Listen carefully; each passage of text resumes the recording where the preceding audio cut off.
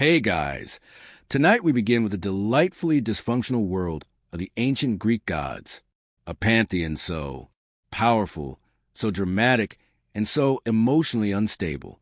So before you get comfortable, take a moment to like the video and subscribe, but only if you genuinely enjoy what I do here. And let me know in the comments where you're tuning in from and what time it is for you. It's always fascinating to see who's joining us from around the world. Now dim the lights, maybe turn on a fan for that soft background hum, and let's ease into tonight's journey together. Let's begin with the big guy himself. Zeus, god of the sky, ruler of Olympus, and walking proof that absolute power absolutely fries your sense of boundaries. Zeus was the youngest son of Crones, and Rhea, his dad, like all great fathers, had a habit of swallowing his children whole to prevent them from overthrowing him. Romantic. Fortunately, Rhea saved baby Zeus by tricking Crones with a rock and a blanket, which tells you a lot about how closely this guy paid attention. Once Zeus grew up, he led a divine rebellion against Crones, sliced open his father's stomach. Freud would have a field day and freed his siblings, Poseidon, Hades, Hea, Hestia, and Dido. Boom. The original dysfunctional family was born. After the gods won the war against the Titans, Zeus became king. He ruled the heavens, controlled thunder and lightning, and was in charge of cosmic order, justice, and odes. In theory, that is, in practice, Zeus spent most of his time transforming into various animals and seducing anything with a pulse. Swans, bulls, eagles, golden mist. The man had no chill and no consistent moral code. Imagine your country's Supreme Court justice turning into a goose to flirt with civilians. That's Zeus, but with more lightning. His love life was an open source disaster.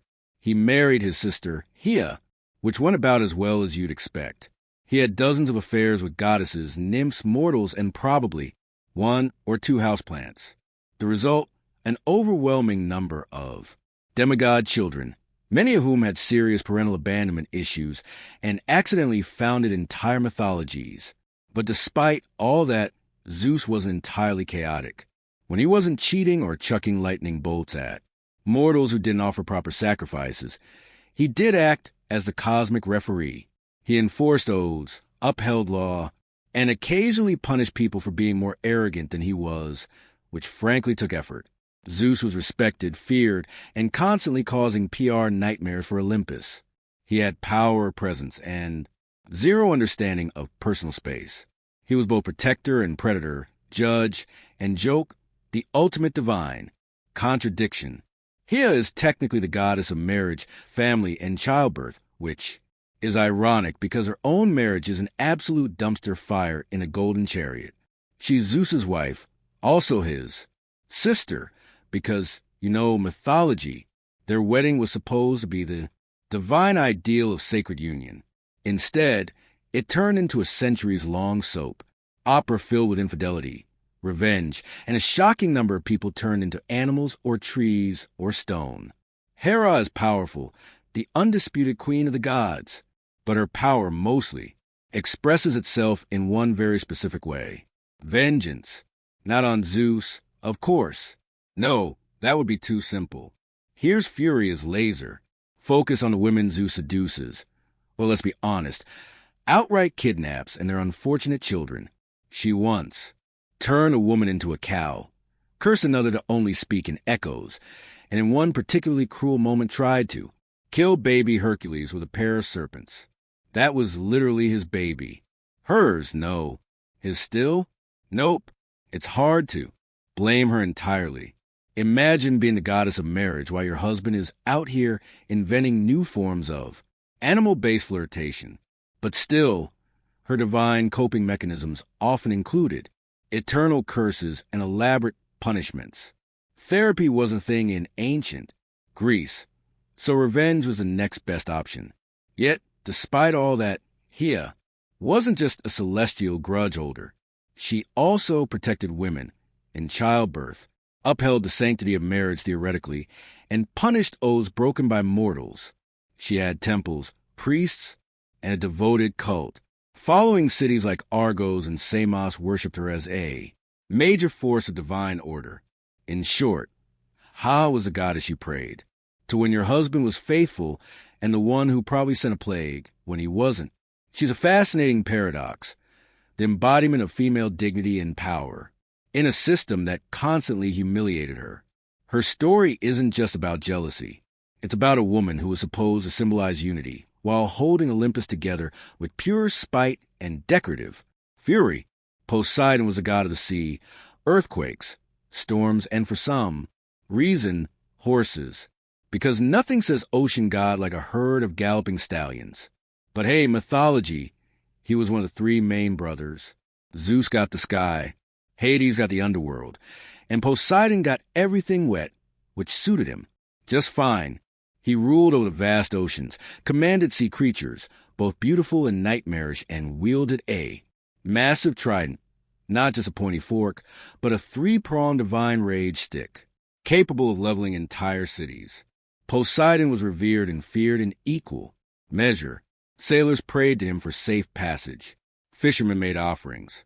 City builders asked his permission before putting anything too close to the shoreline, lest it become beachfront property by accident. But let's be honest, Poseidon had issues. Big crashing tidal wave-sized. Emotional issues. He was the classic unpredictable uncle. Sometimes generous. Sometimes devastating. Always a bit salty. One moment he's creating islands. The next he's flooding your crops because someone forgot to thank him during a sacrificial goat ceremony.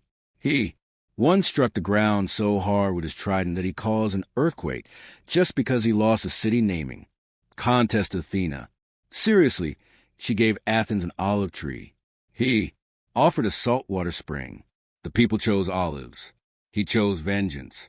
That's Poseidon in a nutshell. He also had a rather complicated love life. There were nymphs, mortals, even one incident involving Medusa, which ended with her getting snake hair and a monster label, and him walking away without consequences. Classic. Despite all that, Poseidon wasn't just a stormy brute. He was a protector of seafarers, a builder of cities, and in his calmer moments, a god of prosperity and fertility. He was essential to ancient Greek life, especially for a culture so dependent on the sea. But like the ocean itself, he was always one storm away from reminding everyone who was really in charge. Hades is the god of the underworld. Not hell exactly, but a vast, gloomy realm where all souls eventually clock out for eternity. Contrary to modern pop culture, Hades wasn't evil. He wasn't even particularly cruel. He was just incredibly tired of everyone. While Zeus got the sky and Poseidon got the seas, Hades drew the short straw and got stuck managing the ancient Greek version of customer service for the dead, for eternity in darkness. Surrounded by wailing, Hades ruled the underworld with quiet, brooding authority. He wasn't flashy. He wasn't loud. He didn't throw lightning or crash weddings. He just showed up to work every day managing the logistics of eternity and making sure souls didn't sneak out the back. The ultimate middle manager. His domain was called Hades. 2, because apparently naming a kingdom after yourself wasn't a red flag back then. It had sections of the heroic. Elysium, the average asphodel, and the truly awful Tartarus, ancient Greece's version of a very long detention. And guess who had to oversee all of it? That's right, Hades, the goth workaholic. Of the gods. Now about Persephone. Yes, he kidnapped her. Not great. Definitely. Problematic. But also, and Greek mythology is nothing if not inconsistent, they actually grew into a functional, weirdly stable marriage. She spent half the year with him, bringing life to the underworld, and the other, half on Earth, causing spring. It's less romance, more mythological timeshare. Hades was also the original pet dad. His dog, Cerberus, had 3 heads, a temper, and 0 obedience training. But he kept souls in line mostly. Unlike his brothers, Hades didn't cheat, didn't rage, and didn't crave the spotlight. That's probably why ancient Greeks rarely built temples for him. They were terrified of attracting his attention. He was the quiet, grim uncle you didn't invite to the party, but still respected from a safe, polite distance. Athena is a goddess of wisdom, war strategy, handicrafts, and staying 10 steps ahead of everyone without breaking a sweat. She's basically the divine embodiment of logic in a world full of emotional wrecks with lightning bolts. Her birth alone is enough to give Freud nightmares. Zeus, after swallowing her. Pregnant mother, Matisse, because prophecy, of course, developed a splitting headache. Instead of aspirin, he got a hammer to the skull, and out popped Athena, fully grown, fully armored, and fully unimpressed with everyone. From day one, Athena made it clear she was not here for nonsense. Unlike her war-happy brother, Ares, Athena viewed conflict like a chessboard, something to be analyzed, controlled, and won with minimal shouting and maximum efficiency. If Ares was a chaotic bar fight, Athena was a war room with spreadsheets. She's also the goddess of crafts, which might seem out of place until you realize weaving. In her hands was a battlefield. Just Arachne, a mortal who dared, challenge Athena to a weaving contest. Arachne won technically, but was then turned into a spider for being a little too talented. Moral of the story: be humble or enjoy your new life in the corner of someone's ceiling. Athena stayed out of romance entirely. Unlike the rest of Olympus, she didn't seduce mortals, marry her brother, or transform into questionable animals. She simply had things to do, cities to protect, heroes to advise, owls to raise. She guided Odysseus home, helped Perseus behead Medusa, and probably edited the Iliad with a red pen. Athena is the goddess you want on your debate team, in your war council, or running your startup. She doesn't scream. She doesn't scheme. She simply outsmarts always. Ares was the Greek god of war, bloodshed and punching first, thinking never. If Athena was war with a blueprint, Ares was war with a sledgehammer and poor impulse control. He represented the brutal, raw chaos of battle, the part where screaming men charged into each other, and no one really knew what was happening except that things were on fire and someone just lost a helmet. In short, if Ares shows up, things are about to get loud, violent, and deeply disorganized. Personality-wise, he wasn't exactly Olympus's favorite guest. Even his fellow gods didn't like him. Zeus once called him the most hateful of all the gods. And you know you've messed up when Zeus is calling you a problem. Ares was arrogant, hot-headed, and about as subtle as a flaming chariot. He wasn't particularly respected either. The Greeks admired strategy, restraint, and cleverness, things Ares consistently failed to bring to the table. He didn't win battles with tactics. He just stormed in swinging. That worked occasionally, but more often than not, it left a trail of dead bodies and deeply annoyed allies. That said, Ares was still terrifying. He was the god of fear, literally. His sons were named Phobos and Deimos, aka Panic and Terror, and he loved being in the thick of a brawl. He also had an affair with Aphrodite, which sounds romantic until you remember it ended with him getting caught in an invisible net by her husband Histus and laughed at by the entire pantheon. Ancient Greek tabloids had a field day. In Roman mythology, Ares got a makeover as Mars, more disciplined, more honorable, less sweaty. But in Greece, he stayed the chaotic, muscle-bound avatar of violence. Still, Ari had his moments. In times of actual war, he was feared and revered. Warriors made sacrifices to him, hoping he'd bring them strength, or at least ignore them for a while. And when he wasn't breaking things, he did ride a cool chariot pulled by fire-breathing horses, which earns him at least one style point. Aphrodite was a goddess of love, beauty, desire, and romantic messes with extremely high body counts. If you've ever seen someone fall in love way too fast with exactly the wrong person, congratulations. You've witnessed Aphrodite's divine influence. There are two origin stories for her, depending on how much trauma you can stomach. In one version, she's a daughter of Zeus and Dion. In the older, And frankly, much weirder version.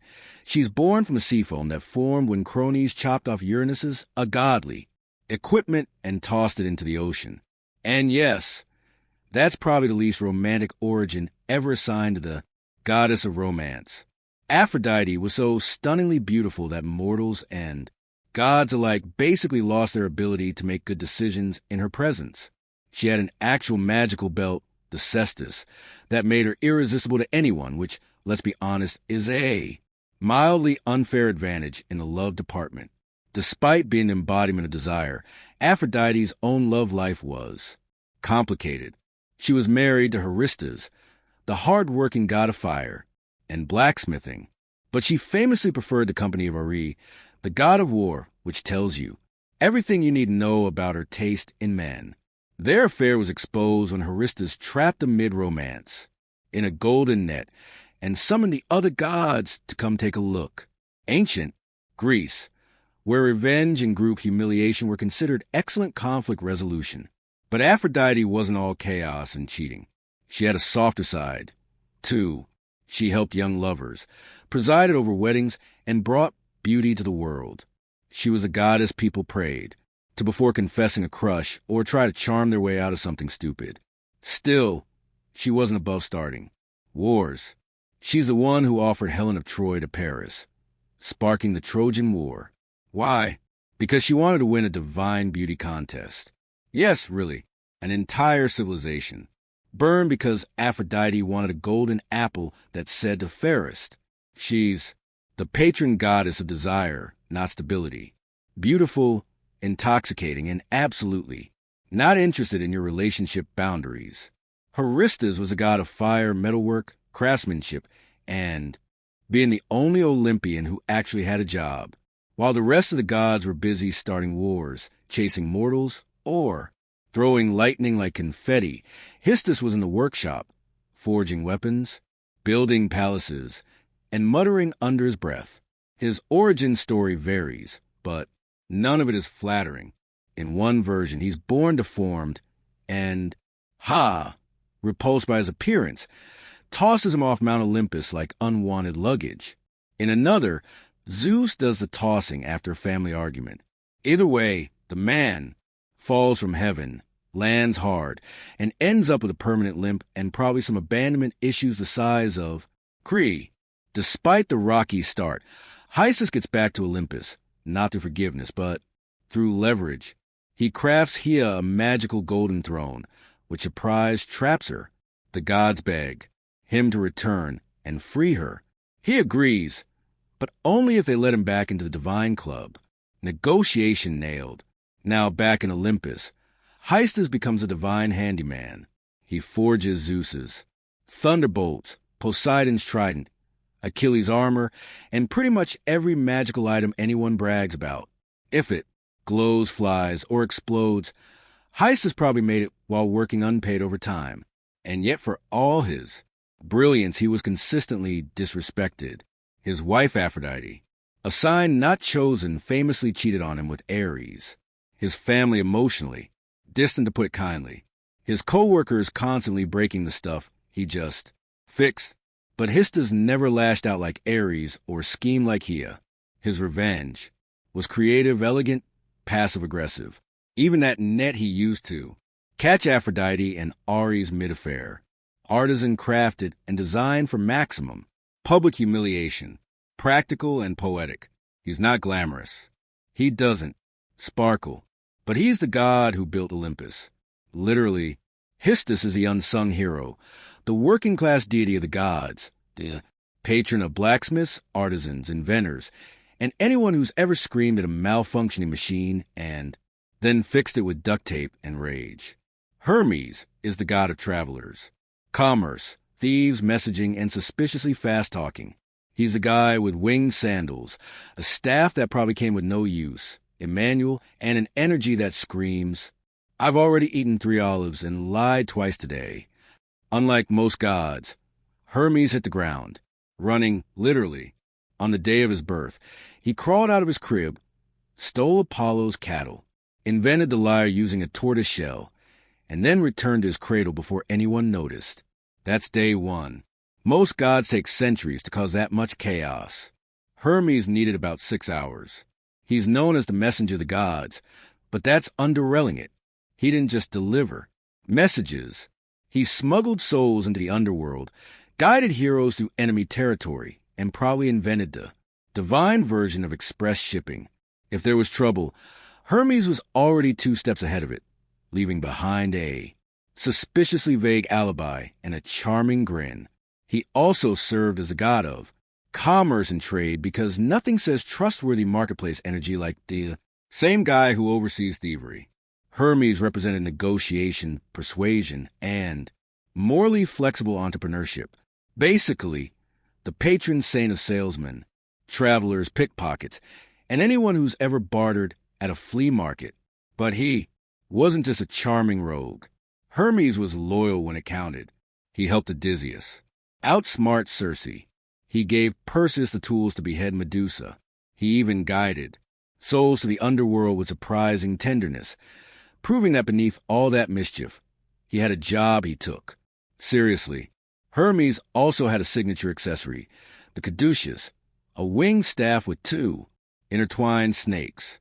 It's often confused with a symbol of medicine, which is ironic considering Hermes' primary qualifications were speed, lying, and professional boundary hopping. If Olympus had an IT department, Hermes would be the over-caffeinated tech guy who speaks in acronyms, solves your problems in 2 minutes, and then disappears to go optimize cloud functions, which may or may not involve stealing Zeus's wallet. He's clever, quick, unreliable, and deeply lovable. The god of getting things done, getting away with it, and not answering follow-up questions. Dido is the goddess of the harvest, agriculture, grain, and giving life to the world, provided she's in the mood. When Dido is happy, crops flourish, trees bear fruit, and the world blooms with abundance. When she's upset, well, say hello to winter, famine, and general withering disappointment. She's one of the quieter Olympians. Doesn't throw thunderbolts, doesn't start wars, doesn't turn people into animals. But don't mistake quiet for harmless. She can shut down the planet's food supply with one bad mood, which, as it turns out, she did. Enter Persephone, her beloved daughter, the literal flower child of Olympus. One day, Persephone is out picking flowers, minding her own mythological business, when the earth opens up and Hades, god of the underworld and professional kidnapper, swoops in and abducts her. Classic Greek parenting crisis. Dia, understandably, loses her divine mind. She searches the earth in grief, refusing to let anything grow until her daughter is returned. Crops fail. Animals starve. Mortals beg for mercy. Demet's response: no Persephone. No, produce. Eventually, Zeus intervenes, mostly because the humans are dying and no one's getting any sacrifices. A deal is struck. Persephone will spend part of the year with Hades, part with Dido, and thus the seasons are born. Spring and summer, Dido's happy. Fall and winter, she's pouting. So yes, one of the most important natural cycles in human existence comes from Dido's seasonal mood swings. Global agriculture, powered by maternal grief and emotional blackmail. Mythology at its finest. Dido also had a strong sense of justice.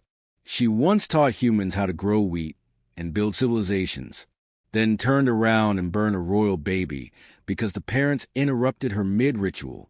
It's a fine line between goddess of life and terrifying earth witch, but at her core, Dido represents nurture, resilience, and the sacred bond between mother and child.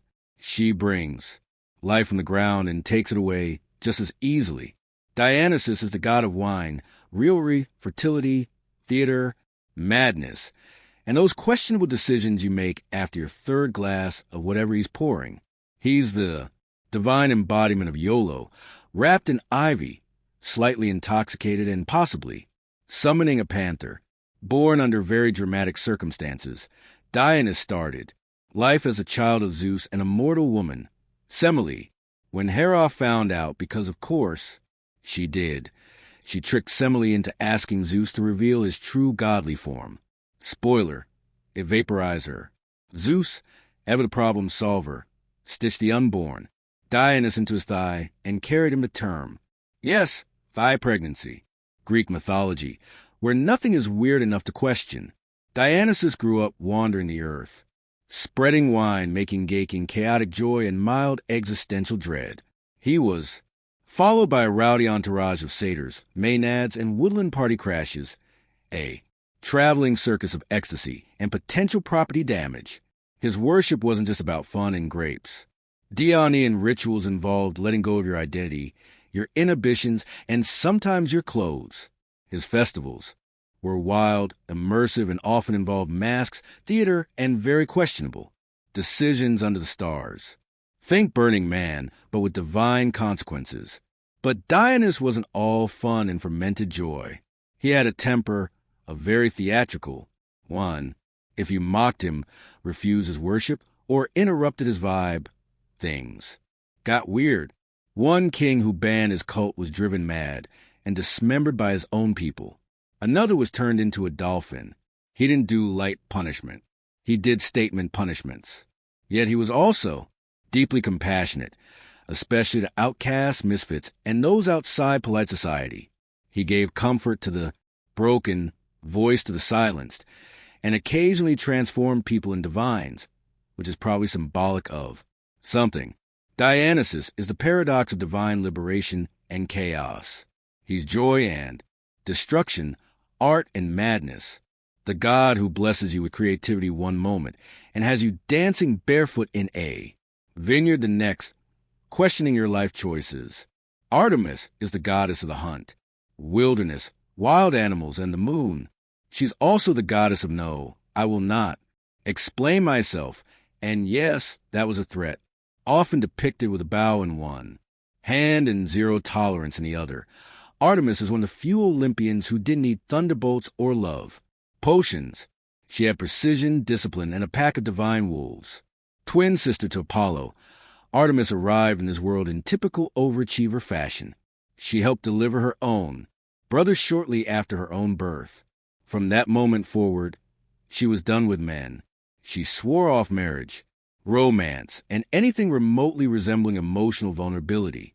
Instead, she roamed forests, hunted stags, and surrounded herself with a loyal band of maiden followers who all shared her love for nature and disinterest in drama.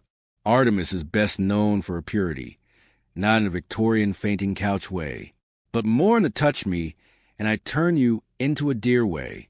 Take action, for instance, a hunter who accidentally stumbled upon her bathing. Rather than calmly explain boundaries, she transformed him into a stag and let his own dogs tear him apart. Message received. She was fiercely protective, especially of women and children, while many Olympian gods treated mortals like chess pieces or dating apps. Artemis acted as a divine shield for the vulnerable. She punished those who disrespected sacred nature or harmed the innocent. And her vengeance was swift, poetic, and usually fatal. As a moon goddess, she represented calm, clarity, and mystery. She brought light to the night and guided travelers through darkness, metaphorically and literally. If Apollo was the sun's blinding brilliance, Artemis was the moon's cold, focused stare. Less warmth, more watchfulness. She wasn't flashy, but she didn't need to be. Artemis had presence. You didn't challenge her. You didn't flirt with her. You just hoped she wasn't aiming in your direction. In modern terms, Artemis is the original independent woman, fierce, free, and entirely uninterested in what you think of her. She didn't live in Olympus. She ran in the woods.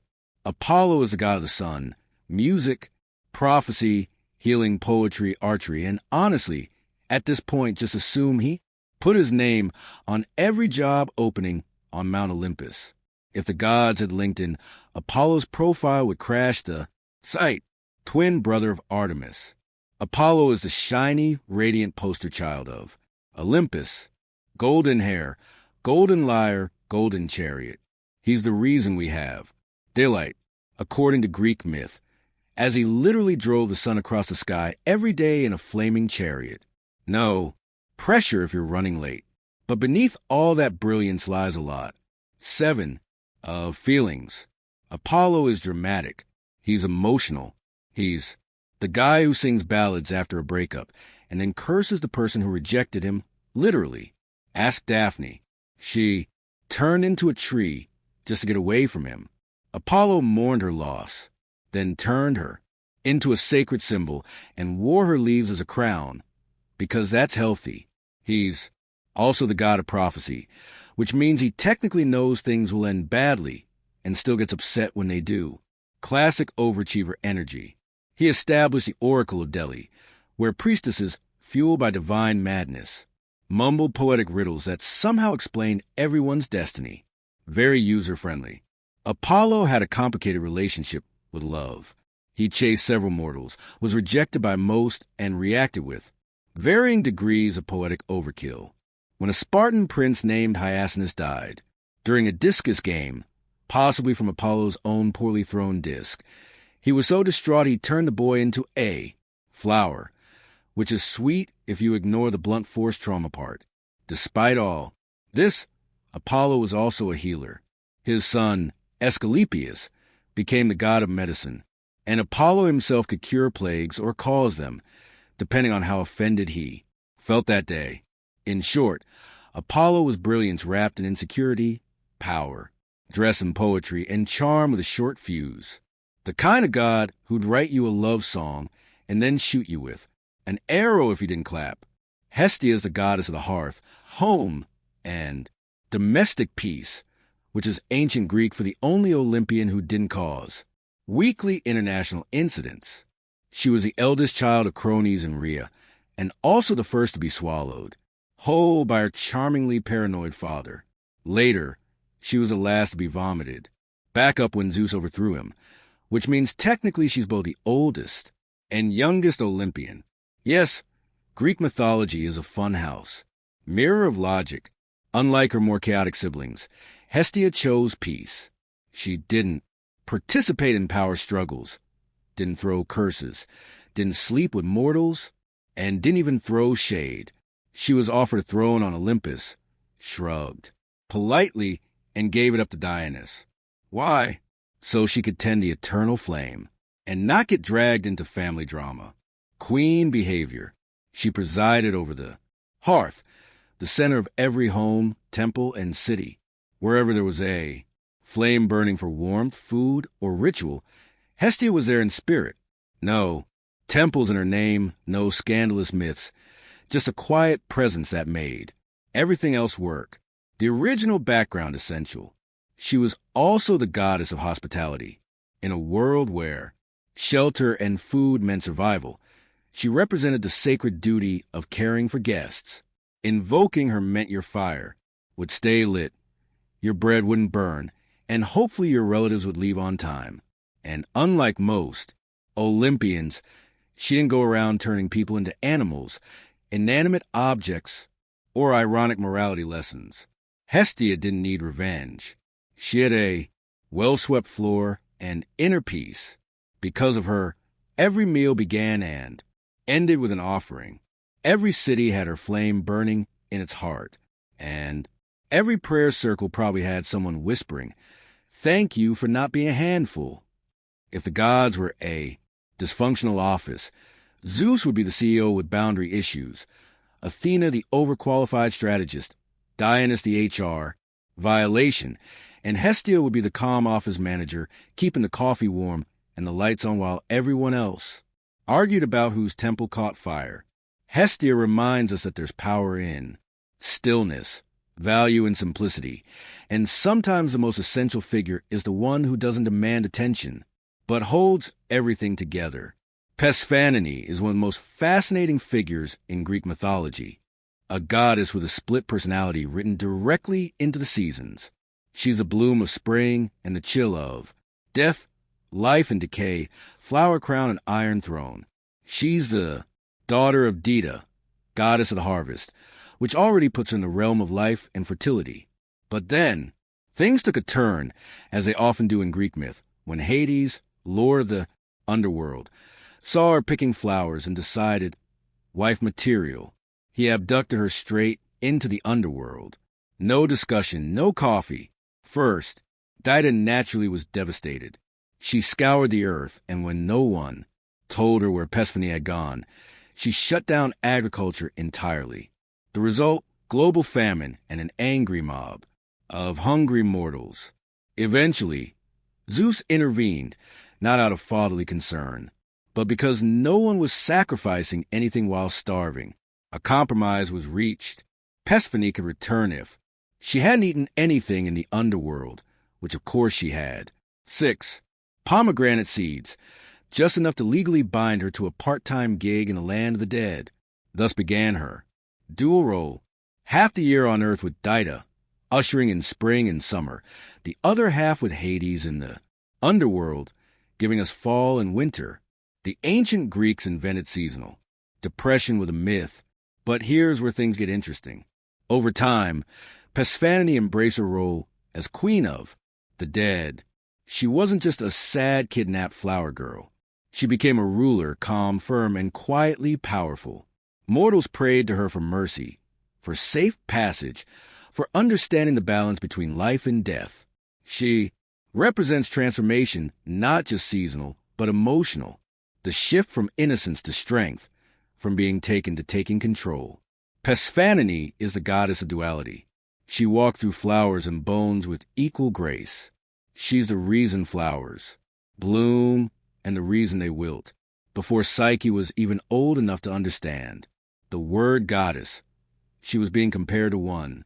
By the time she reached womanhood, statues of Aphrodite were gathering dust, while mortals traveled miles just to glimpse the face of this mortal girl. Her beauty wasn't simply admired. It was worshipped.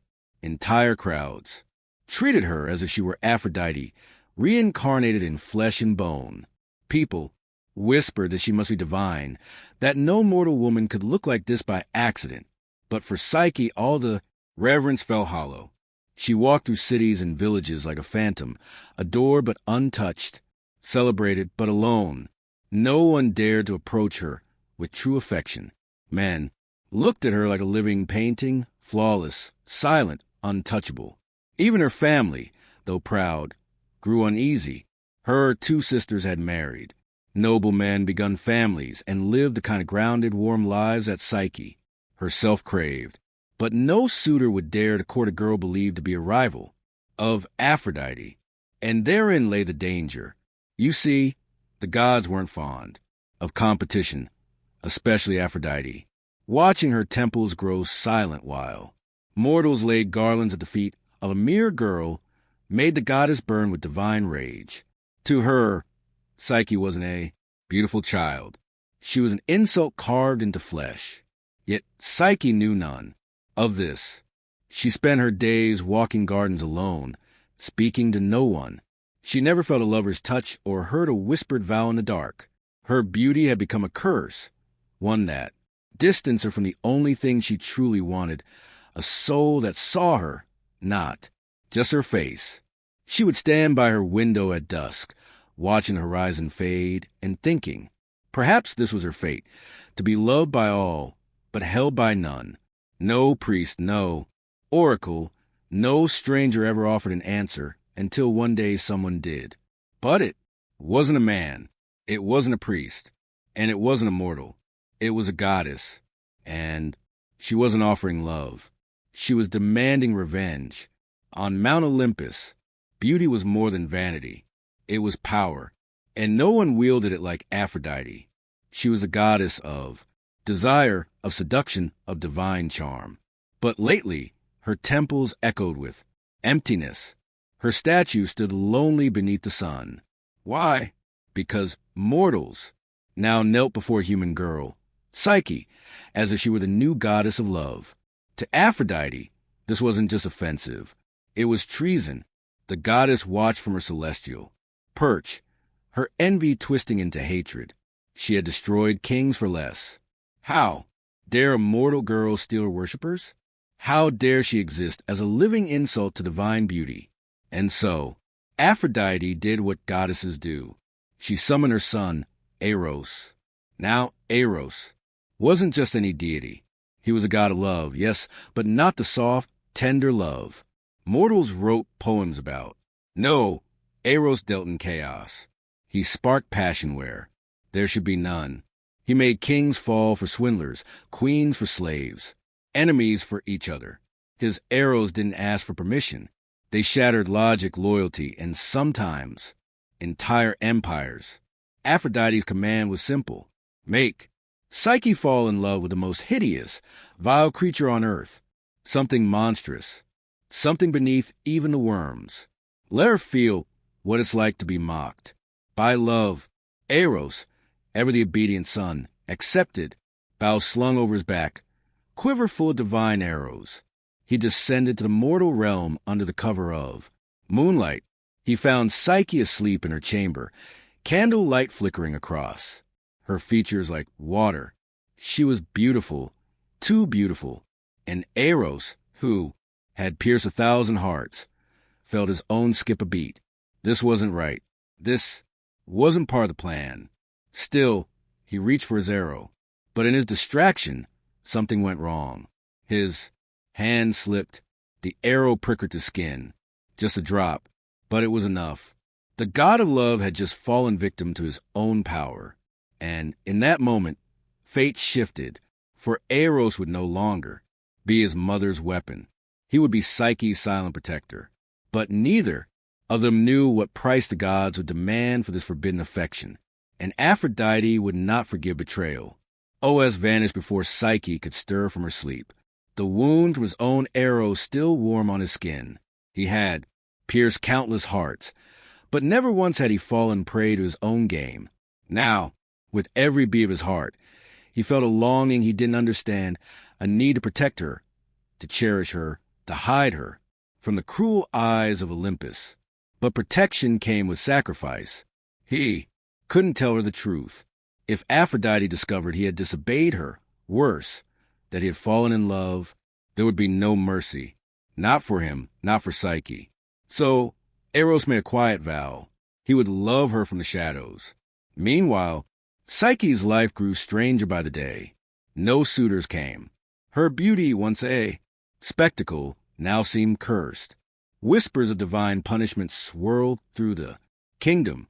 Her father, desperate and afraid, consulted the oracle of Apollo, and the words returned were cruel. She shall not wed a mortal man. Instead, she will marry a monster, a beast feared even by the gods. Send her to the mountaintop, dressed as a bride. There her fate awaits. Her family wept. Her sisters gasped. But Psyche stood still, silent, as if the wind had carved her into stone. A monster. This was her destiny. Not love, not choice, but sacrifice. Still she agreed, not out of courage, but out of resignation. She had been adored like a goddess, yet never touched by love. Perhaps this cruel, monstrous fate was simply balance. Owls watched from above, his heart twisting with guilt. He had meant to protect her, but now the gods had spun a web he couldn't untangle. If he intervened openly, his mother would know, but if he did nothing, Psyche would be lost. So he devised a plan. He would take her to a secret place, a hidden palace known only to him, cloaked in illusion and silence. He would love her not as a god, but as a shadow. He would never show his face, never speak his name, and above all, he would never tell her the truth, because if she knew who he was, who she was truly with, everything would shatter. Even the god of love was afraid of heartbreak.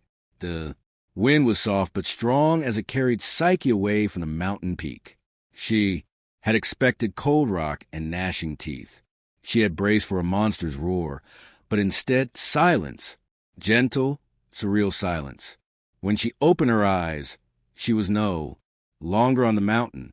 She stood in a meadow of glowing flowers, more radiant than any garden she had ever known. A path of polished stone wound through the field, leading to something impossible, a palace, grander than anything human. Hands could build.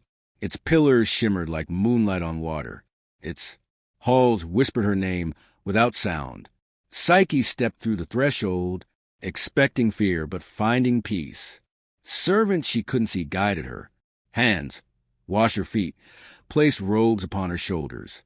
Food appeared warm and fragrant, though no one set the table. At night, a voice, deep, tender, and kind, spoke from the shadows. Do not be afraid. You are safe. This is your home. It was him, her unseen husband, the one the oracle had promised. But there was no snarling beast, no monstrous form, just a voice. And strangely, it didn't frighten her. He never revealed himself, not even in darkness. Each night, he joined her in the quiet velvet of the bedchamber. He touched her face like a dream. He whispered laughter in her ear. And each morning, he was gone before the sun rose. She was falling fast. Love without sight, intimacy without form. Each word he spoke made her ache for more. But the one thing he always begged was this. Never try to see me. She asked once, gently, why? The voice tensed. If you see me, I must leave you forever. And so she obeyed. But the mystery grew heavier with each passing day. How could such a kind, thoughtful man be the monster the oracle warned of? Why must love hide its face? And why, when she whispered her name, did he never whisper his? Psyche told herself it didn't matter, that she didn't need to know. But the human heart is a curious thing. And the seeds of doubt, once planted, never stay buried for long, especially when family comes to visit, and especially when sisters come bearing poison disguised as love. It had been weeks, perhaps months. Time moved strangely in the invisible palace. Psyche knew peace, laughter, luxury, and love, but she also knew isolation. No faces, no names, no truth, just a voice in the dark and shadows that kiss her lips. Then one morning, her husband's voice was different. Sorrow will follow if you see them, he said. See who? Your sisters. They believe they come out of love, but what they bring is ruin. Psyche's heart cracked. She missed them. Their teasing, their warmth, even their jealousy. They were her last connection to the mortal world, to the girl she used to be before gods and palaces and mystery husbands. She pleaded, let me see them, please. Just once. Owls hesitated, but he could never deny her. He agreed with one warning. Do not let their words poison what we have. They will try to unravel your trust. You must not listen. And so the winds at once lifted Psyche, carried her sisters to the garden gates of the invisible palace. When they saw her, they were stunned. She was alive, more than alive, radiant, draped in silks finer than any queen, her skin glowing like starlight. They embraced her, laughing nervously, hiding their envy beneath brittle smiles. Where's your husband? One asked. Psyche smiled. He comes only at night. I've never seen him. The sisters froze. You've never seen him? She nodded. He won't let you see his face. The other gasped. What if he's hideous? A beast? Or worse, what if he's one of the gods using you and laughing behind your back? Their voices dripped with sweet concern. But Psyche felt the change. The old sibling rivalry was still there, now, twisted into something darker. Jealousy sharpened their words. He keeps you hidden, blind, dependent. Is that love or imprisonment? The seed of doubt was planted. They saw it take root, and they smiled. As they left, they kissed her cheeks and whispered, just take a lamp one night. See for yourself. If he loves you, what harm can truth do? Psyche watched them disappear into the wind, and for the first time since arriving in paradise, she couldn't stop shaking. Not from fear, from curiosity. That night, Psyche couldn't sleep. She lay in the dark, wrapped in silk sheets. His arms gently curled around her, his breath steady beside hers, but her mind was loud, louder than his heart, louder than love. Her sister's words kept repeating like a spell. What if he's a monster? What if he's using you? What if he's not who you think he is? She had trusted blindly. She had given herself completely to a voice in the dark. But Was that love or simply surrender? She slipped from the bed, silent as snowfall. Her bare feet kissed the cold floor, and in her hand she held a small bronze oil lamp, its wick already lit. Her heart thundered in her chest as she approached. Her fingers trembled as she leaned in, and when the light reached his face, she gasped. Not a monster, not a god in disguise. A man beautiful beyond words. Golden curls, tangled on the pillow, soft lips curved in sleep, and on his back wings, feathered, divine, folded like a secret. This was OS, the god of love, and he had chosen her. Her eyes filled with tears, not from fear, but from guilt. He had trusted her, warned her, loved her, and she had doubted. She leaned closer, wanting to kiss his lips, to whisper an apology before the light was gone. But fate is cruel. A single drop of hot oil spilled from the lamp and touched his bare shoulder. He awoke with a cry of pain and betrayal. His wings flared, open, his eyes wide with heartbreak. You broke your promise, he said, voice hollow. You trusted fear more than love. I'm sorry, Psyche whispered, falling to her knees. I just wanted to know. Eros stepped back, his glow dimming. Now you do. And with that, he vanished into the darkness. The palace crumbled behind him. The invisible world they'd shared unraveled like smoke. Psyche was left alone on a barren hillside, the lamp still warm in her hand and her heart shattered. She had seen the god of love and lost him, not to fate, but to doubt. Psyche wandered, barefoot and broken across a world that suddenly seemed colder. The lush gardens, the silken halls, the voice that once lulled her to sleep, gone. The sky offered no answer. The earth gave no comfort. Only her regret remained. Each step was heavy with sorrow. She called out to OS in forests, in fields, in rivers, even in dreams. But there was no reply. The god of love had vanished, not from Olympus, but from her life. In desperation, Psyche returned to her father's home, but the palace that once cherished her now whispered with rumors. Her sisters, triumphant in her misery, claimed she had married a demon and lost everything. No one believed her tale of love and gods and winged husbands. So she left again, this time not out of exile but purpose. She would find OS, no matter how far she had to go, no matter what wrath she might face, even if it meant entering Olympus itself. But mortals don't simply walk into the heavens. So she sought the only one who might guide her path, the one who had started it all, Aphrodite. Yes, Psyche was afraid. The goddess had reason to hate her. But if Eros still loved her, if there was even a sliver of hope, then Psyche would face even the wrath of Olympus to earn redemption. She found Aphrodite not in a golden temple, but in a private garden, surrounded by mirrors. The goddess looked into her own reflection, as if searching for floors that didn't exist. When Psyche approached, Aphrodite didn't turn. I warned you once, the goddess said coldly, and still you touch what was mine. Psyche knelt. I love him. Aphrodite laughed. You love him? You mean the son you betrayed? The god you doubted? I was foolish, Psyche admitted, but I will do anything to earn back his trust. Aphrodite turned, her eyes sharp as blades. Anything? Psyche nodded. The goddess smiled, but it was not kind. Then you will suffer. You will be tested. And perhaps at the end of your agony, you'll be worthy of my son. Thus began a trial not of strength, but devotion, and Psyche would have to face it alone. Aphrodite didn't waste time. Her beauty was legendary, but her cruelty, when provoked, was equally divine. If Psyche wanted even a chance to see Eros again, she would have to prove her worth through a series of impossible trials. The first task was deceptively simple. Aphrodite led her to a vast storage chamber where mountains of seeds spilled across the floor. Barley, millet, lentils, poppy, wheat, and beans all mixed together into an indistinguishable chaos.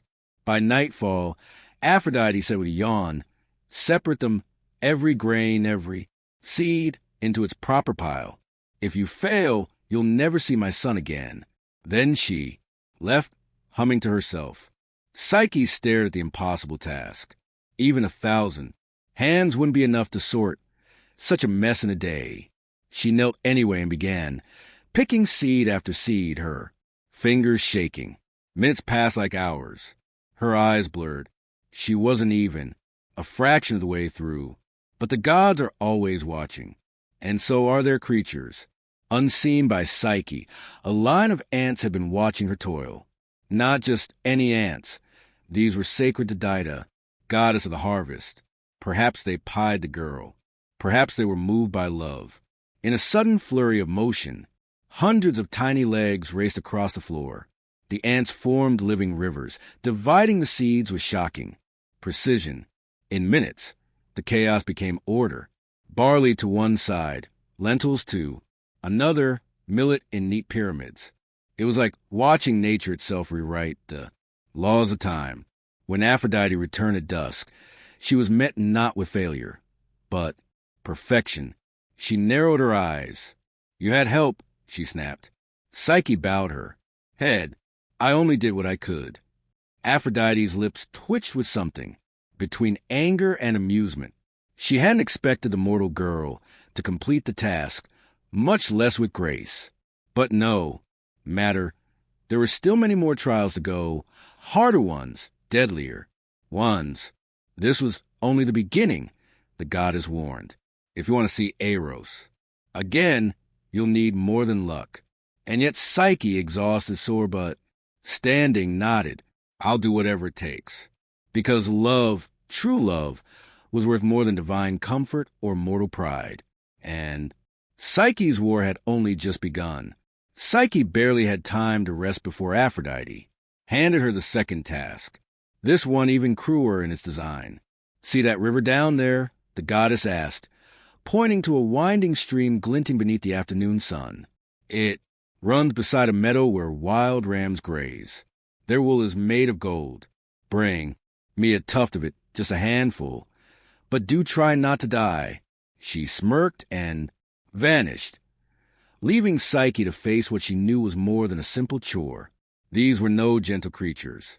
The golden rams were sacred, their eyes wild and their horns sharp as spears.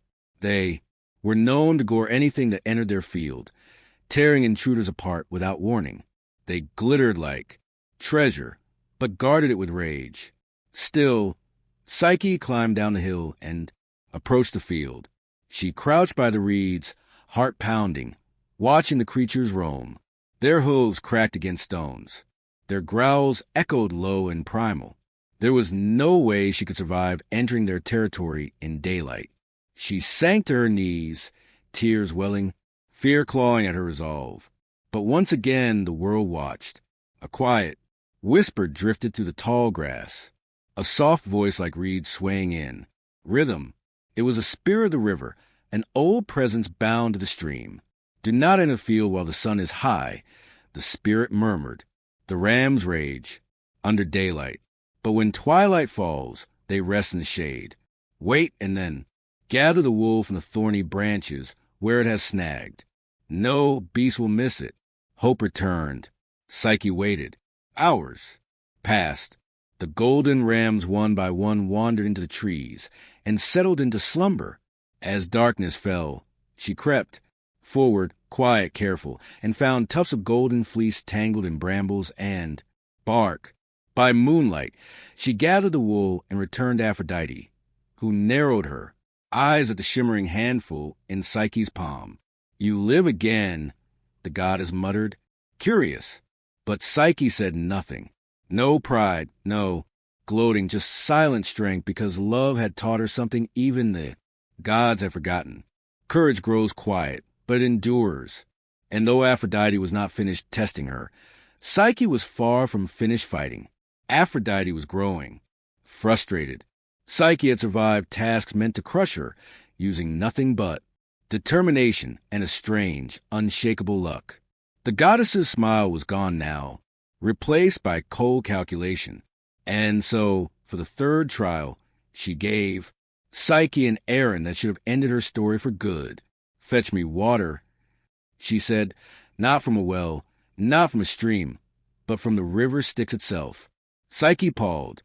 The Styx was no ordinary river. It marked the boundary between the world of the living and the dead. Its waters were sacred, cursed, and fatal to touch. Even the gods approached it with fear. Mortals didn't survive its banks. They didn't even return. Still, Psyche nodded.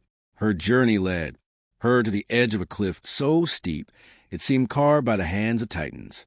Far below, the river Styx churned like black glass, and from it rose vaporous curses and the cries of lost souls. Its current didn't flow.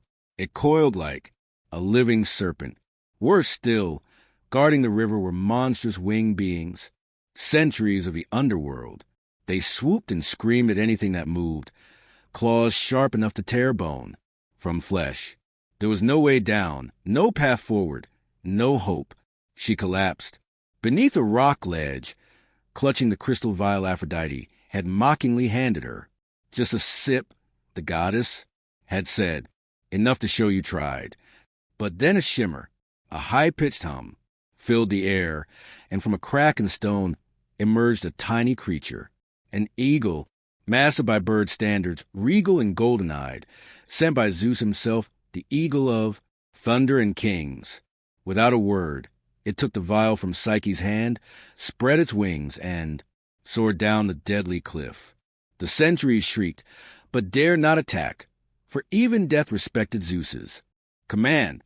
Within moments, the eagle returned, placing the sealed vial filled with Styx's shimmering cursed waters into Psyche's trembling hands. She didn't ask why Zeus helped her. Perhaps owls had once helped him. Perhaps even gods respected love's endurance. When Psyche returned to Aphrodite, the goddess accepted the vial with stony silence. Psyche had passed again, but the final trial would take her where even gods fear to go. And not all love. Stories survive a journey into the underworld. Aphrodite's voice was colder than the Styx itself. For your final task, she said, you will journey to the realm of Hades. There you will beg Queen Persephone for a box of her beauty. A gift, you see, for me. I'm feeling quite worn lately. Your existence exhausts me. It was a death sentence. Even the boldest mortals avoided the underworld. The living did not enter Hades' realm and return, but Psyche no longer hesitated. If the path to OS lay through darkness, then darkness would not stop her. Guided by whispers from sympathetic voices, some say Demeter, others say invisible demons of kindness, she found a hidden entrance, a cave that pierced the world's surface like a forgotten scar. She brought with her 2 coins for Charon the ferryman, and barley cakes for Barus, the 3-headed hound. Every step deeper drained the warmth from her bones. The air was thick, not with smoke, but silence. The souls she passed drifted like memories, thin, hollow, and unreachable. At the river Erin, Charon accepted her payment and rowed her through still waters stained with forgotten grief.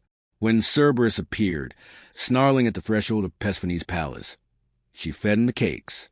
He quieted, licking his blood-stained jaws. Inside, Persephone sat serene on her obsidian throne, eyes like polished garnets. You come for beauty, the queen said, not unkindly. But at what cost? I do, not one for myself, Psyche replied. I must deliver it to Aphrodite. Persephone nodded. Perhaps she too understood the madness of love. She handed Psyche a small sealed box, plain, unmarked, and yet unbearably heavy. Do not open it, the queen warned. It is not meant for your eyes. Psyche thanked her and turned to leave. The journey back was quiet, but heavier now with temptation. The box pulsed in her hands. Surely just a peek couldn't hurt. She told herself no, over and over. But doubt like before crept in. What if this beauty made her worthy of OS again? What if this was a final key? The surface was near. Her heart raced, her fingers twitched, and as light returned to her face for the first time in days, she opened the box, and darkness consumed her. The moment Psyche opened the box, expecting light and beauty. A cold mist spilled from it like a breath from the grave. It wasn't beauty. It wasn't divine radiance. It was sleep, not ordinary sleep, but the deathless slumber of the underworld crafted by Persephone to preserve her power, not to beautify Aphrodite. Psyche didn't scream. She didn't collapse. She simply dropped. Her body fell softly onto the grass at the edge of the mortal world. The sealed box beside her, her limbs frozen, her breath silenced. She wasn't dead, but neither was she alive, caught in eternal pause, her heart stilled by her own curiosity. And that might have been the end of Psyche. But love has a way of surviving even death. Far away in Olympus, OS had not forgotten her. His wounds had healed, but his heart had not. He had kept away at his mother's command, tormented by visions of Psyche toiling through impossible trials. And when he heard she had entered the underworld, he knew she had done it for him, defying Aphrodite, braving death, all for love. That was no mortal girl. That was a queen. OS defied his mother, bursting from Olympus in a blaze of wings and gold. He raced through the skies, the clouds splitting at his heels, until he found her, motionless, silent, lying like a marble statue kissed by the dusk. He fell to his knees beside her, and he wept, not tears of sorrow, but of rage, of regret, of love too big for words. He lifted the box gently and sealed it shut. Then, without hesitation, he leaned down and kissed her lips. Not a magical kiss, not a spell, just a kiss, a promise, a memory, a plea in her. Eyes fluttered open. Psyche gasped, the sleep lifting like fog. Her hands reached for him before she could even speak. Eros, she breathed. You came. Back, he whispered. I never stopped loving you. He held her tighter than ever before. And in that moment, all the gods who had watched, some amused, some angered, finally understood. Even the god of love had met his match. Their reunion shook Olympus. OS, the god of love, had defied his mother. Psyche, a mortal, had defied death. And together, they had crossed the boundaries between divine and human, between duty and desire. Such love was dangerous. Aphrodite was livid. She stormed into the court of the gods, demanding punishment. This mortal, she cried, has mocked the gods, meddled with sacred laws, and corrupted my son. She must be erased. But the gods were no longer so certain. They had seen Psyche's trials, witnessed her suffer, persevere, and rise again. Her love had survived what no mortal love ever had. Still, the matter had to be decided, and so they turned to Zeus. The king of the gods sat silent on his throne, lightning in one hand, fate in the other. He had watched all of it, from Psyche's fall to her rise, from her doubt to her devotion. At last he spoke. There is power, Zeus said, in a love that endures.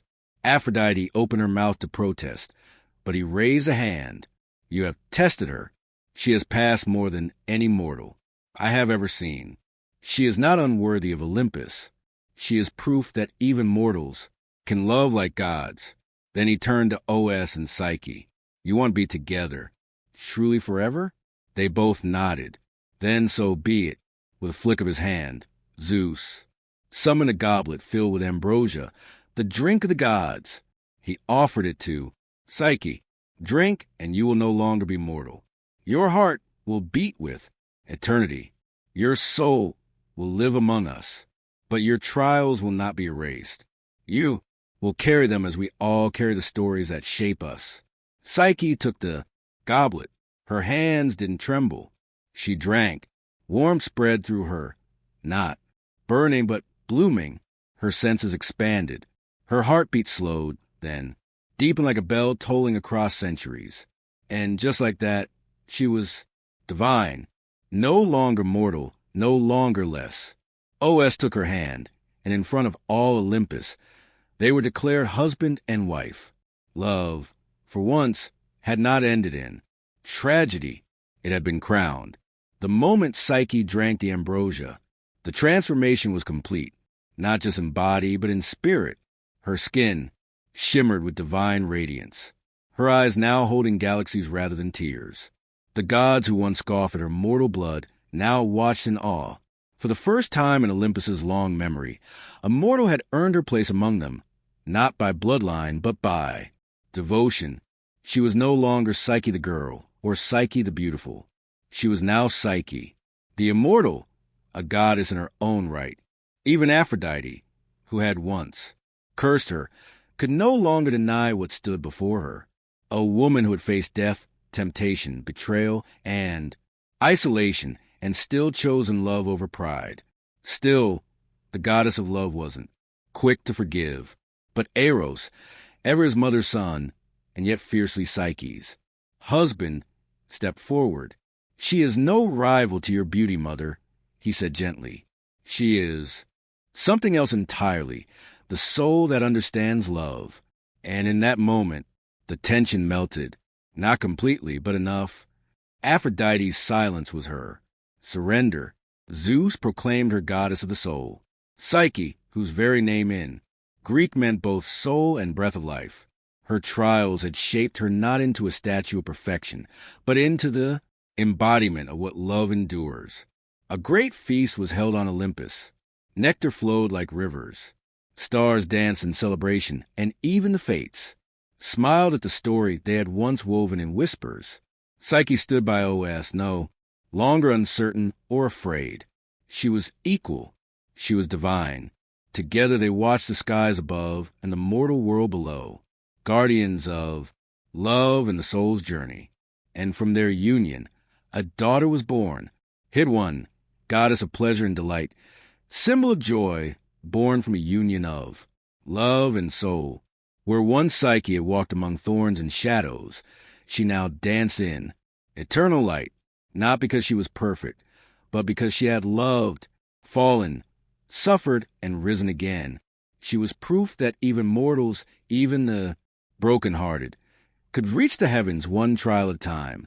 And so the tale of OS and Psyche did not end in tragedy, as so many mortal loves do, but in transformation, not into myth, but into something far greater. A truth whispered across centuries, from temples to bedrooms, from storytellers to dreamers. Love, real love, is not easy. It is tested. It is doubted. It is wounded. But when it endures, it becomes eternal. Psyche's journey had begun with beauty, a curse she never asked for. She had been worked by strangers, envied by sisters, manipulated by gods. She had been punished for being loved, then punished again for loving back. And yet she never stopped trying. Even when her heart broke, even when her faith cracked, she kept walking. And Eros, the god of love, he learned too that love is not a weapon, not a game, not a secret in the shadows. It is light, yes, but only if it is faced. Together they taught even Olympus a lesson it had long forgotten. Love does not belong solely to the gods. It belongs to anyone willing to fight for it. In temples across Greece, lovers would offer prayers not just to Aphrodite, but to Psyche. They would whisper her name before marriages, births, and even funerals, because she wasn't just a goddess. She was a reminder that the soul can survive despair, that love, when it falls, can rise again, and that no matter how deep the underworld, no matter how sharp the trial, the heart knows the way back. Today, long after temples have crumbled and empires have fallen, the story still lives. In the word psyche, meaning soul, in the word psychology, the study of that soul, and in every tale where love is tested and triumphs. OS and Psyche live on not as marble statues, but as echoes within all of us. Every time we choose trust over fear, forgiveness over pride, and love over silence, we walk their path. And perhaps, like them, we become a little more divine. Long before she was feared, before statues froze mid-scream and serpents whispered across marble floors, Medusa was a mortal girl, beautiful beyond compare. Her beauty was not loud or proud. It simply existed, uninvited, like sunlight slipping through stone. Her hair shimmered like strands of midnight silk. Her eyes held the calm of oceans before storms in her presence, though quiet, unsettled kings and gods alike. She was born into a family of monsters, in a time where monsters were worshipped and feared in equal measure. Her sisters, Steno and Uriel, were immortal, fierce, and monstrous by design. But Medusa was different. She alone was mortal. She alone could die, and perhaps that made her even more precious. But Medusa wanted no throne, no lovers, no crown of divine favor. She chose something rarer, devotion. As a young woman, she entered the sacred service of Athena, the virgin goddess of wisdom, war, and restraint. In the echoing marble temple built high on cliffs above the sea, Medusa swept the floors, lit the incense, and whispered prayers long before dawn. She took the vows of chastity, purity, and silence, not because she was forced to, but because she believed. She admired Athena, not just as a goddess, but as an ideal, strong, untouchable, above the chaos of mortal hearts. In time, even, the people began to whisper that Medusa was a living statue of Athena herself. Worshippers would sneak glances at her while pretending to pray. Her face became a symbol, her voice rarely heard, her life bound in sacred duty. But beauty, even in a temple, is not safe. Word of Medusa's grace spread beyond the temple walls, past the cities, through forests into the realm of gods, and with it came danger. For in Olympus, desire often wore a divine face, and the line between admiration and possession was razor thin. One god in particular took notice, not a god of wisdom, not a god of restraint, but a god of seas, storms, and appetites. And while Medusa kept her vows, fate had already begun to twist, because in the realm of gods, even purity could be punished. And soon, Medusa's sanctuary would become her prison. Far beneath the crashing waves and coral palaces of the deep, Poseidon ruled the seas with pride, fury, and a hunger that was never fully satisfied. He had tamed monsters, birthed storms, and claimed goddesses, but his eyes now turned to something far less divine. A mortal Medusa. Her beauty had reached even the ears of Olympus. But it was her stillness, her discipline, her untouchable grace that obsessed him. She belonged to no man, no god, no mortal king. She had chosen a life of devotion, one that placed her far from desire. And perhaps that was what tempted Poseidon most. The more she prayed, the more he watched. And one evening, when the tide was high and the temple was empty, Poseidon rose from the sea. He did not knock. Gods rarely asked permission. He entered Athena's sacred temple as water pulled beneath his feet, a trail of cedar soaking the marble floor. Medusa, alone and unsuspecting, turned only to find the sea god looming in the shadows, his trident left behind, but his hunger very much present. She called out to Athena, but her cries echoed unanswered. She ran, but temples built for worship were not made for escape, and there, beneath the cold stone gaze of Athena's statue, Poseidon defiled what was sacred. It was not a seduction. It was a violation. When it was over, Poseidon vanished, leaving nothing but salt and silence behind.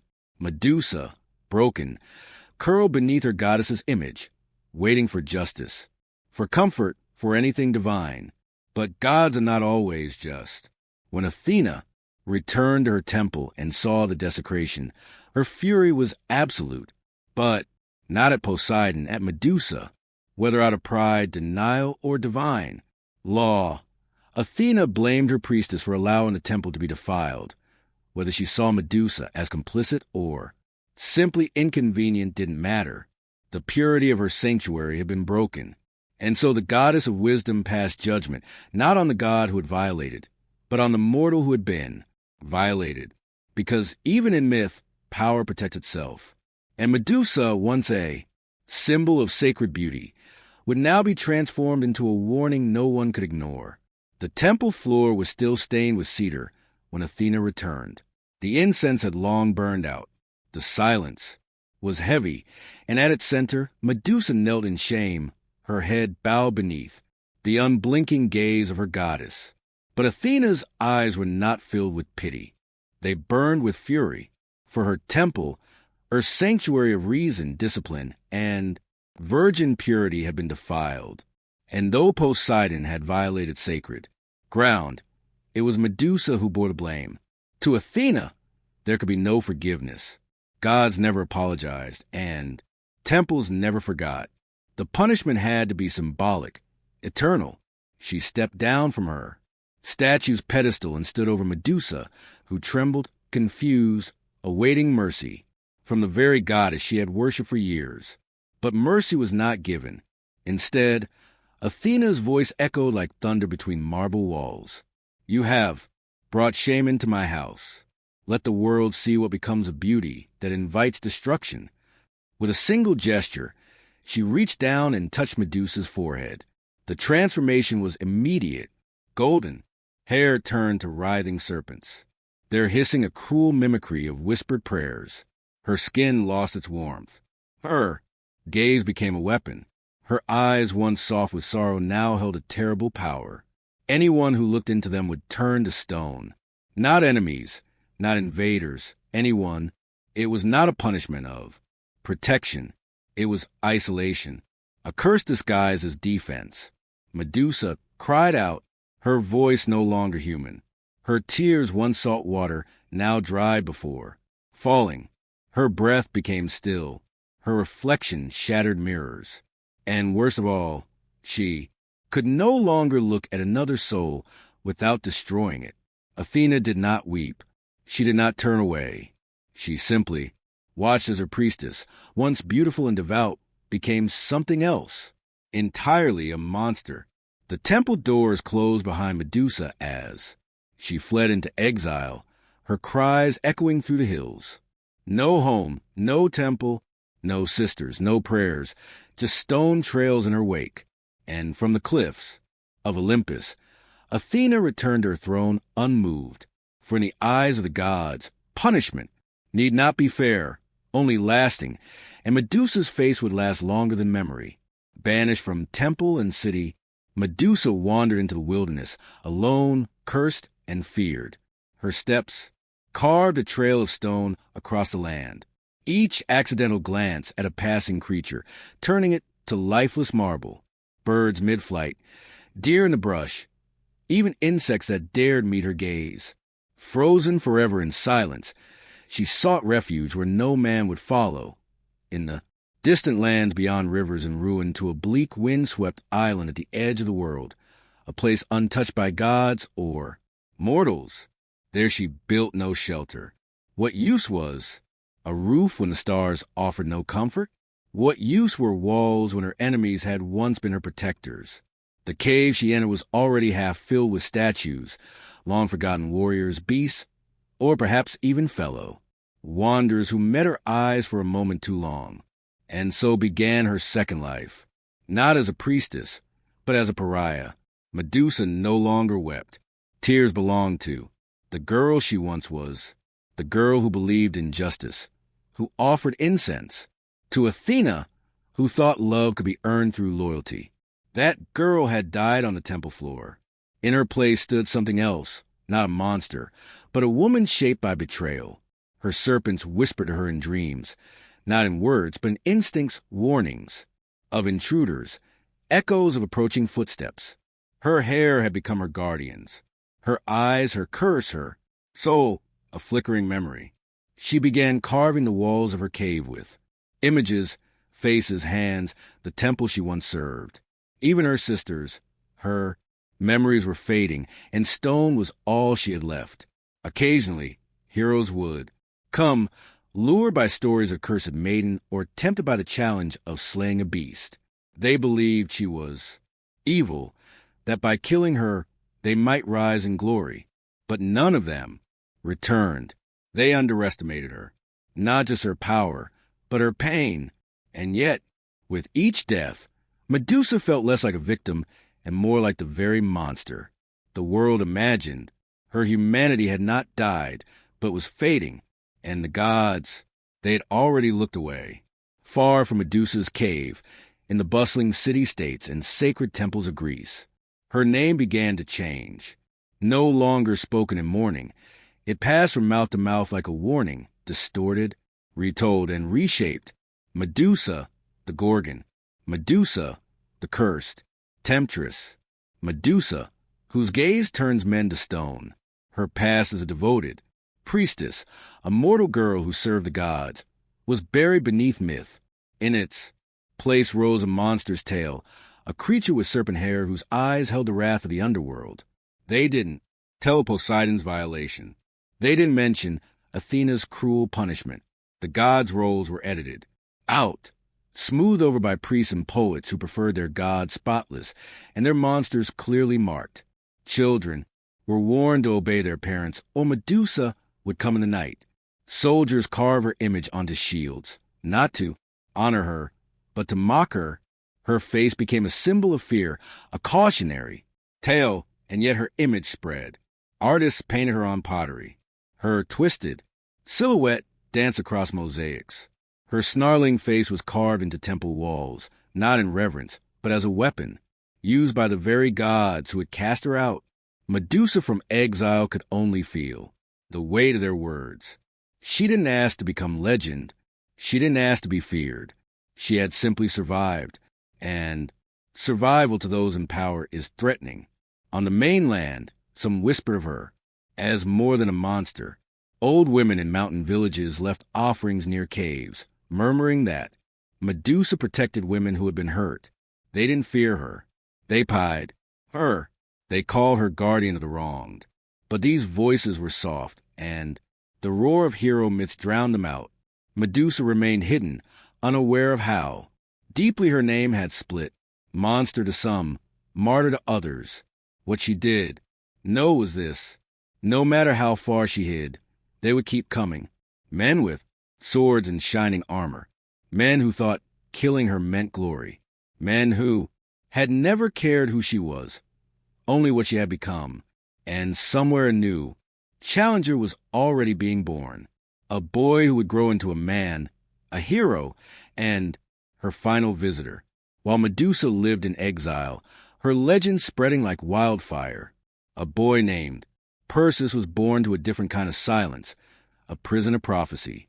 His mother, Danaer, had been locked away in a bronze tower by her father, King Acreus, desperate to stop a prophecy that her son would one day cause his death. But the gods don't respect mortal locks.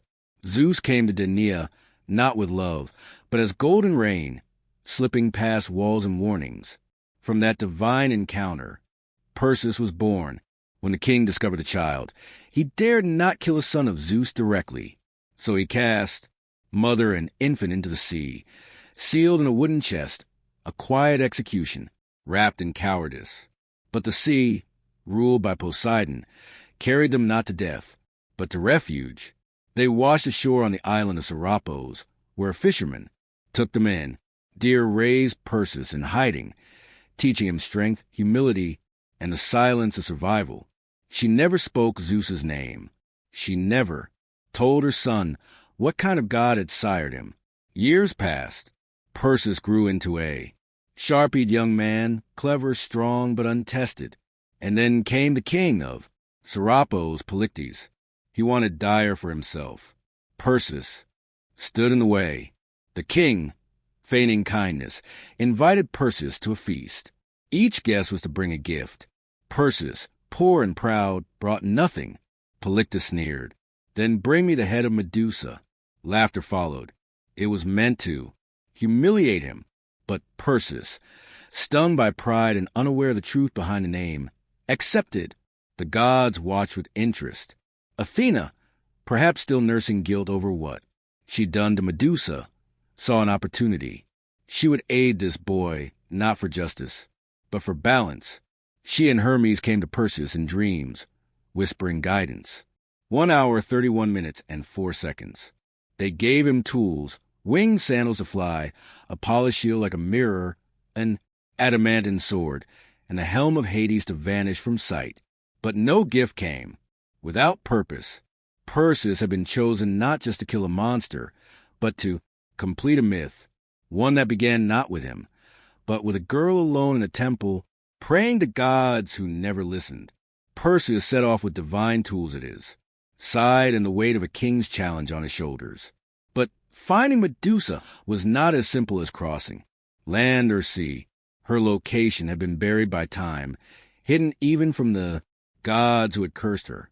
To find her, Perseus needed answers that no mortal could give. He sought out the Gray, 3 ancient sisters who shared a single eye and a single tooth between them.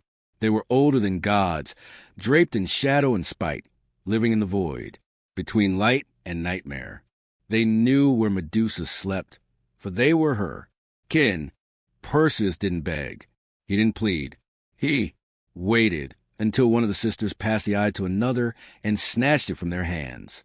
"Tell me," he demanded, holding their only vision hostage, "or remain blind forever." They hissed, but they spoke. They told him of a distant island beyond mortal. Maps? Past crags that tore ships to splinters, where stone statues littered, the shores like fallen soldiers. An island where no birds sang and no stars dared linger, the lair of Medusa.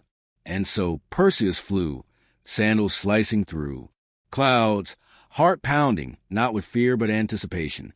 He saw himself returning to Serapis with a head in his hands, triumphant, dear proud, Polyctus humbled. He did not yet question the story he'd been told, that Medusa was a monster, that she deserved to die. The gods had prepared him, but they had not warned him. They had not said that. Her cave was lined with the remains of men who called themselves heroes. They had not said that her eyes were not cruel, only cursed. And they had not said that her face beneath the serpents, behind the mist, still carried the shape of a woman, once full of faith. As he flew across the sea, the winds howled louder as if trying to speak. But Perseus heard only silence, a silence the gods knew well. Because when you create a monster, the last thing you want is for someone to hear her speak. When Perseus landed on the shores of the island, the world seemed to hold its breath. No breeze, no birdsong, only statues, hundreds of them, scattered like fallen warriors across the cliffs and crags. Their faces were twisted in terror, mouths frozen mid-scream, eyes wide with the last thing they ever saw. Her. He stepped over stone limbs and shattered shields, his sword sheathed, his mirrored shield held tight. Athena had warned him, never look at her directly, use reflection, be swift, be silent. But what the goddess hadn't said was why the statues looked not just terrified, but surprised, as if in their final second they'd realized they were wrong. Perseus moved deeper into the cavern, wings folding behind him. The air was thick with damp moss, snake, musk, and something else. Sorrow. The serpents hissed before he saw her, a low symphony of warning and weariness. Then she appeared, not charging, not roaring, not even aware. Medusa slept, coiled on a bed of stone, arms curled around, herself like a child. Her face in the mirrored shield was peaceful, fragile. A strange beauty lingered, though her features were half hidden beneath the tangle of venomous serpents that rested. For now in slumber, she did not look like a monster. She looked like someone who had been left behind. Perseus hesitated. This was not the roaring beast sung about in legends, not the terror painted on urns and shields. She was just a woman, cursed, asleep and utterly alone. But the gods had given him a task. He remembered his mother. He remembered the mocking voice of Polyctus.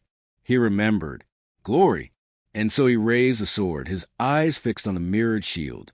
He took one step closer. A snake lifted its head. Medusa stirred. Her eyes fluttered, still closed. She did not scream. She did not fight. She barely breathed. And in that moment, Perseus struck. The blade hissed through the air with a divine edge. Silence followed. When her head fell into the satchel, lined with bronze scales, the island exhaled.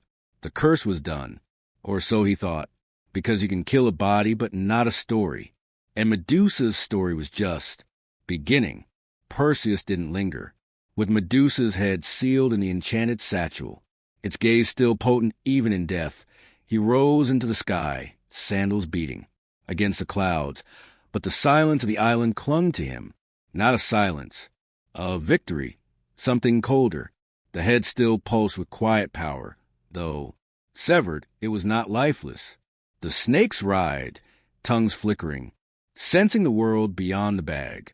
Her eyes remained open, unblinking, capable of petrifying anything that dared peer within. Perseus didn't look. He dared not. The gods had given him a weapon now, a divine trump card, but he began to feel uneasy carrying it. As he flew across the ocean, creatures of shadow stirred in the waves. For this act, though heroic in the mortal realm, had awakened old pacts. Medusa's death had not gone unnoticed. Deep in the sea, her slayer had disturbed the balance. Poseidon felt it. Athena knew it. The fates were quietly. And far above Olympus, a storm began to gather. Still, Perseus pressed on.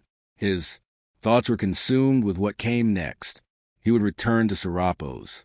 He would silence King Polyctus, free his mother, restore his name. He would be a hero. That's what the stories promised. But the weight of the satchel told another tale. He remembered the mirrored shield and the face he'd seen. She hadn't snarled. She hadn't lunged. She'd been sleeping. Was that truly a monster? Or had he killed a warning wrapped in misunderstanding? He pushed the thought aside. The gods had guided him, hadn't they? But as the wind howled louder, Perseus noticed something odd. The head was humming. Not a sound, but a sensation, as if it still remembered the world, as if the soul of Medusa, cursed, betrayed, mutilated, still looked outward, still aware, still waiting. And though Perseus would go on to slay monsters, rescue maidens, and carve his name into the stars, he would never again sleep soundly, because sometimes at night he swore he heard the faint rattle of snakes beneath his bedroll, and sometimes he dreamed not of victory, but of a girl kneeling in a temple, begging the gods to protect her. Perseus returned to Serapis with wind-swept hair, divine armor, and the head of a legend tucked under his cloak. The people greeted him with cheers, unaware of what lay in the satchel, unaware of what it had cost. But King Polyctus was no fool. He had never expected the boy to survive. His challenge had been a death sentence wrapped in mockery. So when Perseus strode into the palace, head held high, the king's sneer quickly turned to unease. "You brought me a gift?" Polyctus mocked, trying to hold on to control. Perseus nodded once. "A token of your request." And with that, he opened the satchel. For a brief second, Polyctus met the gaze of Medusa. Just a second. It was enough. Stone cracked through his skin, like frost on glass. His eyes froze wide. His final breath was trapped. Behind lips turned to granite. The king, so smug, so cruel, was now nothing more than a statue. The room erupted in screams. Couriers fled. Some fell to their knees. Perseus remained silent, his expression unreadable. His mother, Dea, rushed to embrace him. Finally, free. And still, Perseus said nothing about the girl in the cave. To them, Medusa was a monster defeated, a tool used, an obstacle overcome. No one asked who she had been, but Perseus remembered. The way her body fell, the way her face in. The mirror had not snarled, but pleaded. Still the story spread quickly. Songs were sung, temples raised. Perseus was called Gorgon Slayer, champion of the gods, breaker of curses. They etched his name into marble, never once carving. Hers beside it. In his later years, he'd placed Medusa's head on Athena's shield, by the goddess's own command. Her face, once scorned, was now turned outward as a weapon of divine justice. But not justice for her, justice for others. Even in death, Medusa served. Even in silence, her power remained. And Perseus, the golden hero, walked beneath that shield for years to come. Every victory won with the face of the woman he had slain. He was loved. She was feared. and neither could change the roles the gods had written for them. After Perseus' triumph, Athena summoned him to Olympus, not just to praise him, but to claim what had always belonged to her, not the sword, nor the sandals, nor the helm of Hades. She wanted the head of Medusa. Perseus obeyed, offering the satchel without question, and with practiced grace, Athena took the severed head of her former priestess and affixed it to her shield, her aegis, turning it into a weapon of legend. The Gorgon's face, once radiant, once innocent, now snarled, in frozen rage from a bronze curve of the goddess's arm. Wherever Athena marched or followed, enemies turned to stone at the sight of it. Cities fell. Statues of the aegis spread across temples and coinage. Her shield became both warning and banner. But no one ever asked why Medusa had been cursed in the first place. Athena, the goddess of wisdom, carried the face of a woman she had once punished, not as a reminder, not out of guilt, but as a symbol of divine power, of what happens when mortals overstep. Yet some whispered differently. Some said Athena was not reclaiming a weapon, but granting Medusa immortality, that by placing her on the aegis, she ensured Medusa would never be forgotten, that the girl who had once cried in her temple was now etched into eternity, where even the gods had to carry the consequences of their actions. But the truth as always with gods, was layered in paradox. Athena had condemned Medusa for shaming her temple, and now she wielded that same shame as a trophy. The transformation was complete. Medusa had been a priestess, then a victim, then a monster, now a weapon, an icon. And yet, somewhere in the curve of that sculpted jaw, in the tragic slant of her petrified eyes, something still lived, something the world couldn't unsee. Because even as she turned armies to stone, there were always a few, just a few, who looked upon her face and didn't see a monster. They saw a question, a protest, a warning, and that is a power no blade could match. Medusa's face now stared outward from Athena's aegis, unblinking, eternal. To most, it was a symbol of divine terror, of enemies turned to stone, of battles won with a single glance. But to those who looked closer, that gaze held something more than fury. It held memory. It held injustice. It held the truth no temple scroll ever dared to write. Through the centuries, warriors marched behind that shield, unaware that the face they wielded once belonged to a woman who had never raised a hand in violence. Her curse, gifted by the gods, had become a tool of empire. The weaponization of her trauma was complete. Still, her eyes continued to see, long after her voice had been silenced. Her gaze bore witness to 1,000 battles. She watched kings rise and fall. She saw temples crumble and heroes turn cruel. She saw altars raise men who had called her a monster, and prayers whispered by women who understood what she had lost. And sometimes those women left offerings. Tiny clay serpents placed it hidden. Shrines, a lock of hair wrapped in cloth. A whispered name buried in the dark, not out of fear, but remembrance. Because long before Medusa became a cautionary tale, she had been a protector. Her cave had become a graveyard of would-be conquerors. Yes, but also a sanctuary, a place no man could enter and survive, a place where the hunted became untouchable. In time, her legend fractured. To some, she remained a Gorgon.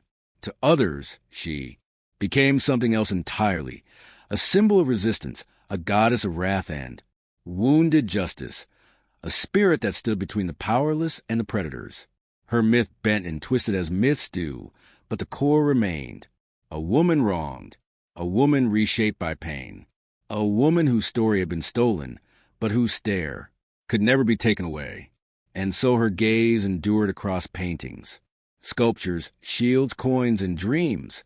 And in every retelling, someone new would pause. Someone would ask, was she really the monster? And in that question, Medusa lived again. Centuries passed.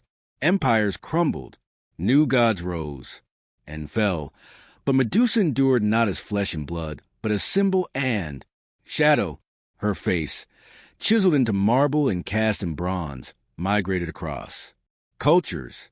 In Byzantium, in Rome, in forgotten corners of the world, her image lingered just beneath the surface of myth and memory. But something strange happened over time. The tale began to split. In one version, she remained a monster, the Gorgon, the serpent-haired killer who turned men to stone with a glare. Her head became a talisman against evil, mounted above doors, gates, and armor. Soldiers carried her into war, hoping her legend would strike fear deeper than any spear. But another story quietly grew alongside it, one whispered by poets, philosophers, and women whose voices rarely made it into scrolls. In this story, Medusa was not a beast to be slain, but a wronged woman punished for beauty, cursed for a crime committed against her. This version didn't roar, it murmured. It asked why a goddess of wisdom would punish her own servant, why the god of the sea would face no consequence. Why so many men sought to kill her when she simply wanted to be left alone, in taverns, in libraries, in hidden corners of temples. These questions bloomed like weeds in cracks of marble, and slowly the image of Medusa began to shift again. She became a mirror not of terror but of truth. Women began to see themselves in her, survivors of violence, victims of silence, souls forced to wear the label of monster, simply for being feared. Her serpents were no longer a punishment, but a crown. Her eyes not a curse, but a defense sharpened by betrayal. Even now, in modern tales and art, Medusa rises, again not to petrify, but to testify. She stares from paintings with grief and fury. Her story is retold not to glorify Perseus, but to ask why he was called a hero at all, because myths evolve. And sometimes the monster is not the one with fangs, but the one holding the sword. And in every generation that dares to question the old story, Medusa blinks just once and watches them begin to understand.